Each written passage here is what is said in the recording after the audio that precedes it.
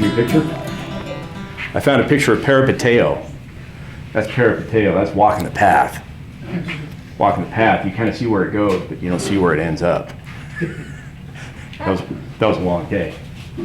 It looks like a long day. Yeah, it was a haul. Yeah, that's my lovely bride there. I chase her all over through the wilderness. Looks like she stood ahead. Struggling to keep up, yeah. If I decide I want to take a picture, I got to stand there and take a picture, and she's like 10 miles down the road before I can get my phone out. And then I'm like, and it sounds funny when you're running with a pack on. She turns around, are you okay? 8,000, 9,000 feet? What's that? 8,000, 9,000? Yeah, that's up out of Mammoth, so I think, we're probably like somewhere between, I think we started at 8, that's probably about 9. Looking at the trees, yeah. Vegetation looks like that. Yeah. That's what they call the Krumholtz zone. Those trees, they don't get very big because they're just hanging on for dear life in the wintertime. We're going to continue today in Ephesians chapter 4. So if you got your Bible and you want to follow along, go ahead and open to Ephesians chapter 4. We're going to be starting out in verse 25. Last week, Paul insisted, he threw down some hard language, right? He insisted that people of the church in Ephesus not live like the Gentile people around them who didn't know Jesus. They should be walking a path, peripateo, differently now. He said what's wrong with the worldly culture going on around them, and we talked about how they are in Ephesus, and there's Greek culture, and Greek culture was there's some immoral aspects to that they just thought were totally normal, and we talked about those. If you want to know, you can go back and, I'm not going to rehash all that again. But he told them what's wrong with the worldly culture going on around them and why they should diverge from that and walk a different path, walk differently now. And number one, their understanding was darkened, that they had on a spiritual blindfold. They just couldn't or wouldn't see what was true. Their hearts were hard, and that kept them from the life of God. And I'm sure you know people like that people just won't submit, won't come to that place of just laying it down before God, and their hearts are hard, and they're usually not extremely happy people when they get to that point, when the hearts are hard, and that keeps them from the life of God. Number three, they've gotten callous from repeatedly misusing their physical drives, their physical desires. God gives us drives and desires for a good reason. I'm starting to get hungry because, I usually, I don't want to be like, oh, I'm fasting. I don't want to be that guy, but I usually don't eat on Sunday mornings because I just, it's a time of fasting. I just want to kind of be in a good place and keep all my focus where it should be. Starting to get hungry. God gives you hunger. It's a good thing because you need fuel to make this whole body thing happen, right? To have all those processes go on. But if you misuse that, then that can go badly. He gives us, I'm going to say it as PG. I know there's younger people here, but sexual desires, because we need to promulgate the species, right? And that's a source of bonding of two people, especially in Greece. Around them, people were just kind of using that very flippantly. They were just using it as something to do, something that feels good. And that's why we mentioned that it's common for married couples to just be married for the business aspect, and then they would have, with the same sex, opposite sex, it don't matter. They had all kinds of things going on outside, and now that's not healthy. That's now abusing the physical desires. So they've gotten callous. When you repeatedly abuse the physical desires, you get kind of calloused, and you just don't feel the remorse anymore. Things are wrong when you do them the first time. It's like, oh, that hurts. Something grieves my spirit because I know I'm doing something wrong, and then you get callous, and it's like, I don't feel it anymore. And so you just keep doing it. And they were operating from a place of greed, where enough is not enough. We talked about how that kind of leads to addiction, right? When you're just fueling the desires of what the flesh wants, and you keep doing that over and over, that kind of leads to a place of addiction, where enough is never enough. Paul told the Ephesian church that they were taught and had to learn a different way of life, the way of Jesus, the way of love. And we looked at the differences between the way of greed and the way of love. And they're diametrically opposed. It's a whole new thing that Jesus gives us, that he has taught us. Paul said they were taught to take off what they used to be, like out-of-date clothes. And how we, some of us have those clothes in our closets. When we open it up, it's like, boy, I haven't seen that since 1992. Like teal, pink, and it's It's not so much in style. It's going to come back around. You can hang on to it till it does, but maybe you ought to not put that on anymore. Maybe you ought to free up the closet space. You got things that don't fit. They're too tight. They're too loose. It's like, yeah, maybe I don't need that anymore. I'll just put on something that fits. And so Paul said that they're taught to take that off, take off the old stuff that doesn't fit, and instead they were to put on the new self, created to be in God's character. Because now we're in Jesus, and now those things fit. The old stuff, the old self doesn't fit anymore. We're going to put on what does fit, which is righteousness, doing the right thing regardless, and holiness, being set apart and uniquely special to God and what he wants to use us for. Righteousness and holiness. So Paul continues in this theme today of ditching the old ways in favor of the new ways, the new and improved. New and improved, you, right? Sounds like a gym advertisement. The new and improved you. This is going to be kind of two parts, so we're just going to get a couple of them, and we're going to run out of time, and we're going to wait on the other ones till next week. So verse 25 is where we pick up. And let's just go back a couple verses just to get that flow. See, verse 22, you were taught with regard to your former way of life to put off your old self, which is being corrupted by its deceitful desires, to be made new in the attitude of your minds, and to put on the new self, created to be like God in true righteousness and holiness. Therefore, each of you must put off falsehood and speak truthfully to your neighbor, for we are all members of one body.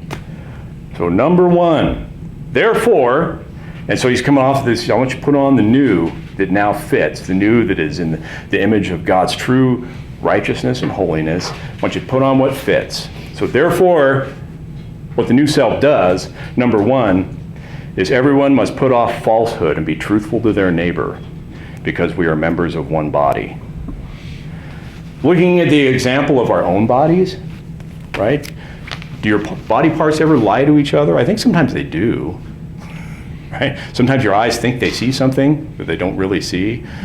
Or you get into those, optical illusions, and it's like, whoa, I'm seeing this, but that's not really what's happening. So you're like processing information the best you can, but I think sometimes your body parts do kind of lie to each other a little bit. They're not accurately communicating information. Like if you ever got a pair of new glasses, right? My older folks that wear these things, you get a new pair of glasses, and the eye doctor's always, you be a little careful with these when you're wearing them till your eyes get adjusted, right? And when you're going downstairs and stuff. And I've definitely been holding on to the rails like, whoa, you wasn't kidding. And some of you guys, may not be to that stage of life yet. Something beautiful and magical happens in your 40s. Where your arms get so short that you can't read anymore. So you can't they're no longer long enough. Some of you might not be there yet. Some of you might have excellent 20/20 vision all the way around.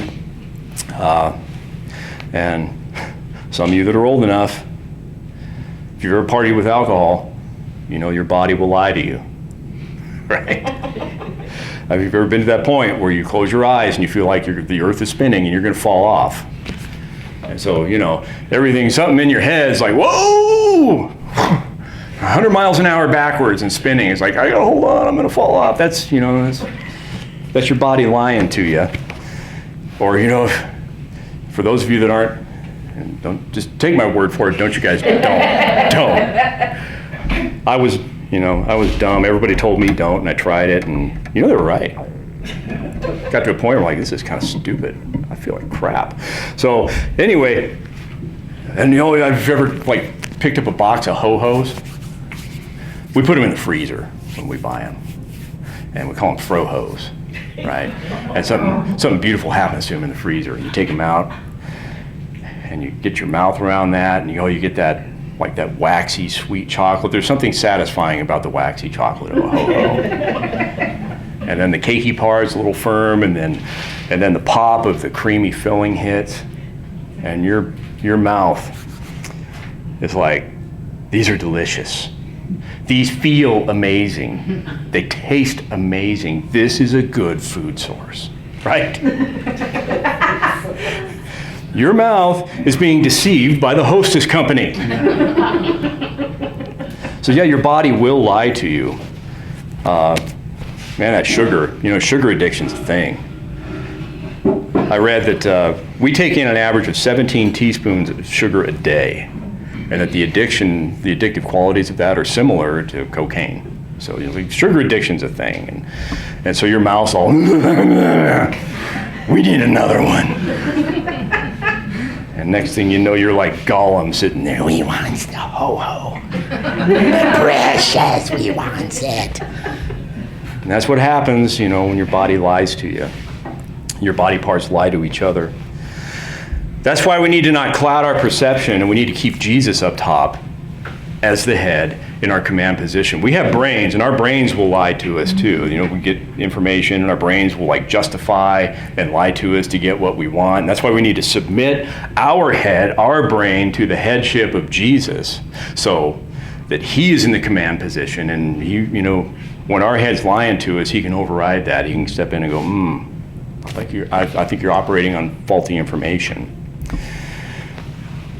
Yeah, our own brains can be deceived. Jesus can't and won't be deceived. He knows what's up. And we need to submit our own heads to him. We need to keep it honest and keep it real as we interact with our church body. Just as our own body, we need to make sure we're operating on good information and doing the reality checks that we need to. We need to keep it honest and real with our community, our church body. Don't let what feels good in the moment keep us from doing what is best in the long haul. We got, the ho-hos, bag of Fritos. We just go through a whole bag of those, and that's not good. We need to keep it real with that. I need to look at that and go, that's not good. I'm going to feel terrible after that. It tastes good in the moment, but it's not going to be good in the long haul for my whole body. I need to make sure that my calories have a purpose. They count for something, that they're giving something back, and they're not just empty and fluffy. Get home from work, man, I should go for a run, I should work out. Sometimes we sit on the couch, and that feels pretty good, right? I know it's bad when we sit on there, and then we got this love seat that rocks, and then these both feet kick up. You kick the feet up, and it's like not going anywhere now. And sometimes when we sit there and we fall asleep, and all of a sudden we've lost a half hour, sometimes that is the best thing to do because we're tired. And sometimes we're just being lazy, and it's not the best thing to do. We got to have the discernment to know the difference. We just need to make sure we're not being ruled by the dopamine hit or not quite factual information that we want to be true. We need to look at these things and go, is this true? Is this best for the whole body? And you want to shuck and jive the body of Christ. You want to be honest and keep it real with your brothers and sisters. Verse 26, in your anger, do not sin. He's hitting on some tough stuff here now, isn't he? Do not let the sun go down while you are still angry, and do not give the devil a foothold. In your anger, do not sin. Note that Paul doesn't say, don't ever get angry. Anger is a natural part of our emotional spectrum. We have things that make us happy, that make us sad, things that make us angry. It's a natural part of that. It's important. It's built into us for a reason. There are things that go on around us. There are things on this earth that should rile us up, that should make us hot, that should make us angry. But when we get angry, we should have presence of mind to consider why we are angry. I think that's the difference. Get angry about all kinds of things. We should ask ourselves why. Where does this anger come from? You can ask yourself, why are you mad, bro? Right? I'm just so angry, and you need to stop, breathe. Why are you mad, bro? You got to ask yourself why you're mad. Is it selfishly motivated? There's a fine line between good anger and a tantrum. And we're all capable of both. At least I am. Is it selfishly motivated? Is it, I like the toilet paper to go on the roll a certain way. It should come over the top, not down the back. I could get angry over that, but does that matter, or is that just a tantrum? Is that just something that I'm being selfish about if I get angry about that? I saw a video on one of those, those mindless reels that you get in the loop of, and you just scroll through and it's like, wow, the date changed, and I'm still scrolling through here. I saw one of those where after the Niner game, guy in his Niners jersey, big TV like this, ripped it off and threw it on the ground, starts kicking it and stomping it. I'm like, he's angry. I wonder where that anger came from. Is that just because he didn't get his way, right? At the end of the day, it's just a game. And it's not like there was any kind of injustice done to the 49ers after they lost. They didn't like round them up and put them in a concentration camp and start depriving them of food. They still came out okay. They're going to be back next year, right? So he's just, that's a selfishly motivated anger. That's a tantrum. And now, you know what happens when that happens? You break stuff up, and now it's like, I got to go buy a new TV. That was stupid. Because I was angry. I was throwing a tantrum. So you need to know the difference between that, or is it motivated by something like exploitation of other people, injustice, harm, oppression of those who can't defend themselves, right? That's when it's okay to step in and go, that makes me a little angry, and that's when it's good to be angry. Jesus got angry. Not often that we're told about, but he did have some harsh words with the Pharisees, and it's interesting that he had the harsh words for the people that were on the same page as him, they were on the same team, but they didn't get it, and they were exploiting people. They were lording their position over other people. That made him angry. Walked in and saw the money changers and all that stuff going on. He saw people, honest people, coming to meet with God, to bring their sacrifices, to make atonement for their sins, and they just wanted to come in and have access to God. These other people were going, ooh, your sacrifice is a little wonky. But we have one pre-approved here. It's just going to cost you, $350. So you can have one of ours, or you can't come meet with God, right? And Jesus is like, you keep my people away from the Father. That made him angry. And even then, he didn't like fly off the handle. He didn't lose it. He was very intentional about that. He had time to sit down and think about it and braid the cords, and the whips to chase off all the animals and mix everything up. He didn't go into it right away. So Paul says when you get angry, don't let anger be a catalyst or a contributing factor to your sin. And it's kind of a fine line sometimes. We've got to have discernment on that. In your anger, do not sin is in quotation marks, which means that Paul's dipping back and quoting something else. He's going back and dipping into some Old Testament. Psalms 4:4. Where it says, tremble and do not sin. When you're on your beds, search your hearts and be silent. Tremble is be angry in the Septuagint translation. If you don't know what a Septuagint is, that Septuagint translation is the earliest kind of Western translation we have of the Hebrew Scriptures. It was in Greek. And so it's being so angry, you're just shaking. You ever been that mad? Just, the cap off the toothpaste.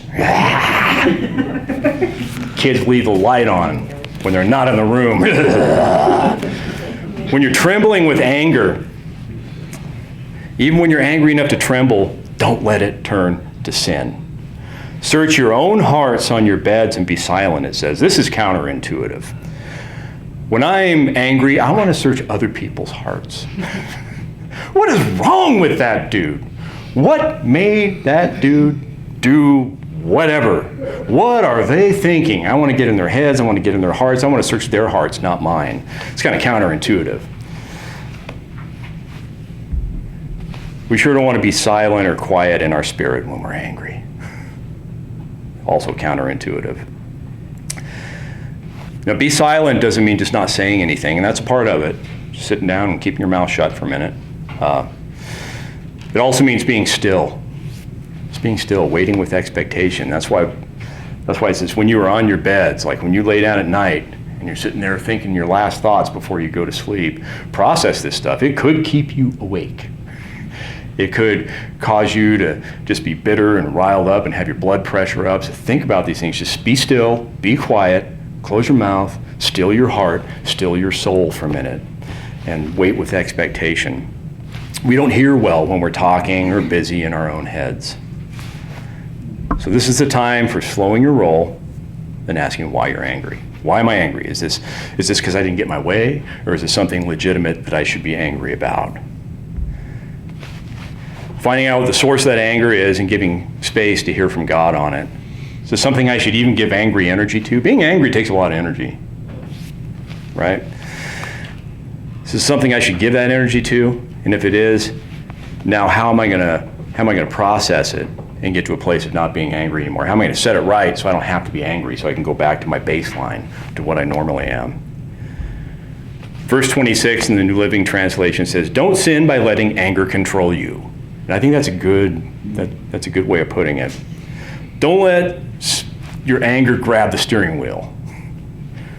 Right? If you're in the car and you're driving, your passenger grabs the steering wheel when you don't want them to. Sometimes it's like, "Hey, I'm going to take my coat off. Can you hold the wheel?" And I'm like, "Sure." Somebody reaches over and, that's not good. And anger will do that to you. It'll reach over and grab the wheel and you'll end up careening around the road and in a ditch and running into other people. Not good. So don't sin by letting anger control you and grabbing the wheel. And then he says, "Don't let the sun go down while you are still angry." Now this is not necessarily literal. Okay? Not like he's like, "Oh, I'm so angry and I have 6 hours of daylight left to be angry. Doggone it." Right? It's not necessarily literal. And if that was the case, people in Alaska would not be angry at all in the winter. Be angry all the time in the summer. Be angry all the time in the summer. Yeah. It's like, it's 11 o'clock at night and it's still light. I can still be angry, right? Wintertime, I know, you got like 4.5 hours, the sun's up, so I can't be angry that way. It's not literal. Instead, it's a precept. It's a general rule, a good guideline. It means that anger shouldn't endure. You shouldn't let it stick around. It's not supposed to be a way of life. You guys know people where anger is a way of life? That's no way to live. It's not supposed to be a way of life. It'll actually blind you to good things. If it continues, if you let it go on, if you let it get entrenched, if you let it grab your wheel and start ruling your life, it'll blind you to good things and it'll start blocking out gratitude. And it just consumes everything. Not good to live a lifestyle of anger. So we should make sure that our anger, what Paul's actually saying is that it has a short half-life. Uranium has a half-life. And what that is a radioactive element, a radioactive material. There's a time it takes for half of that to go inert, for half of it to chemically turn into something that's not going to make you glow in the dark. And uranium's got a pretty long half-life. Our anger should have a short half-life. It should be there, and it should diffuse, and it should turn into something inert that's not going to make us glow in the dark. And we should make sure that's a short time. And then Paul says, don't give the devil a foothold. This statement is still connected to being angry and not sinning. Paul hasn't moved to his next thought here yet. He's still talking about being angry. Don't give the devil a foothold. The enemy is always looking for a way to sneak into your life. Right? You probably know that. And we just need to be watching for that guy where he's trying to get in. That's why it's good to have strong and functional gates and walls. Remember Nehemiah? And the problem was that all the walls and gates were busted down so the enemies could just go cruising in anytime they wanted, walk into the middle of town. Here I am. Take what they want, walk back out. Right? So it was important for them to rebuild those walls and those gates. It's good to have strong and functional gates and walls in our lives. The enemy's always looking for a place to get a toehold in our walls. Down at the prison, we got some walls. They're tall. They're smooth. Right? They don't have little ladders and, it's not a climbing wall.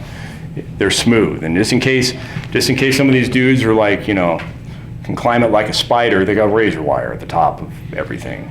And there's chain link fence, and there's razor wire at the top of that. So even if they climb up, there's that other defense where they can't get in. If our enemy can get a toe in and get a foot off the ground, he'll look for another one, and he'll wait until another one shows up. He will wait. He's patient.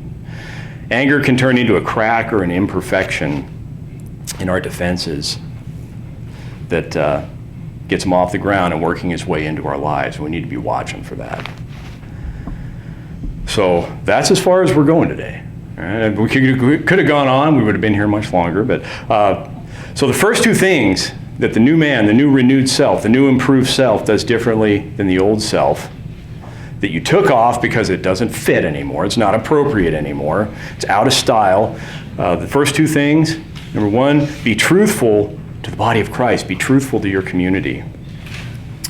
And I think this also applies to when we're hurting, when we're injured. Be truthful Or if you're weak, if you're frail, be truthful with the body of Christ around you. You know, when you get a headache, you take ibuprofen, and ibuprofen makes everything lie to itself because it kind of blocks the pain receptors a little bit and gives you, it treats the symptom, not the problem. And so you need to be honest about the problems with your body. Be honest with people. And that way, like we mentioned last week, the way the body works is if, I have a cracked rib, somebody comes up from the side, everything kind of closes in around that to protect it, right? And that we can do that for people when they're honest, when they're hurting, when they're broken, when they're cracked. Just be honest with your community. The old self, that obsolete way of life, can sure be dishonest to get what it wants, and doing what feels good in the moment, but will hurt the body in the long run. And again, that's where addiction comes from. If you've ever been addicted, if you've ever dealt with anybody who's addicted, that's where it comes from. And you can ask them, you got a problem with that? And they're like, no, I don't. I'm fine. I can quit anytime I want. So the old self will certainly lie to get its way. There's no place for that in the new self. Now, the old nature is still in play. We're going to fight with that. We're going to wrestle with that. The flesh is still in play. But we need to be looking for those things and taking those things off as we find them. Taking them out to the curb, taking them to Goodwill, taking them wherever. Get rid of it because it doesn't belong in our closet anymore. We need to root this stuff out and take it off. So be honest. Keep it real with your community. And then anger happens, but not anger is meant to be a lifestyle. Anger is not meant to be a lifestyle. Just like your car is capable of running wide open all the time, every day. I know some of you drive that way.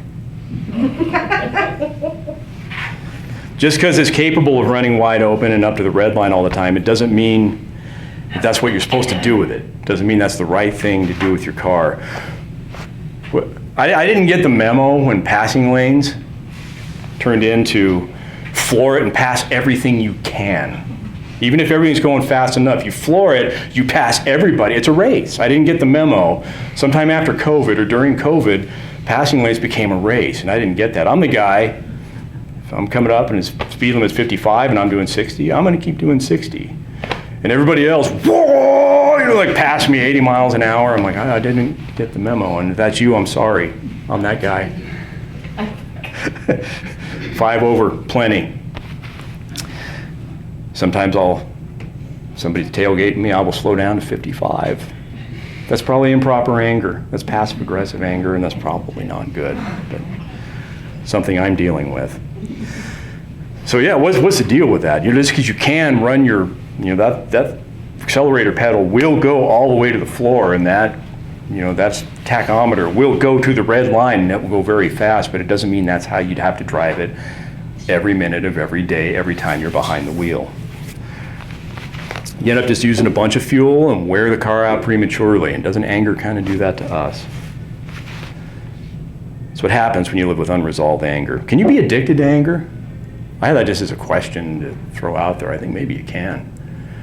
You see these angry people, and I don't think they really want to live that way, but I think they can't help it anymore, when you're living the lifestyle of anger.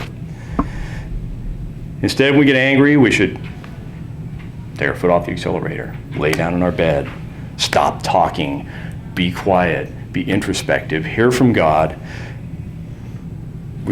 That should lead to introspection, action, and change, so we can back off the accelerator and get back to a place of gratitude and healthy living. And he's going to come back around to some of these, like anger and wrath, and like next week. So come back for that. We'll get to the rest of his list of what the new, improved self is supposed to be doing, even if we don't want to hear it. We're going to hear it because it's good, it's healthy. We need this. This is what the new self does. So, Lord, we thank you again for your word, just for being here with us today.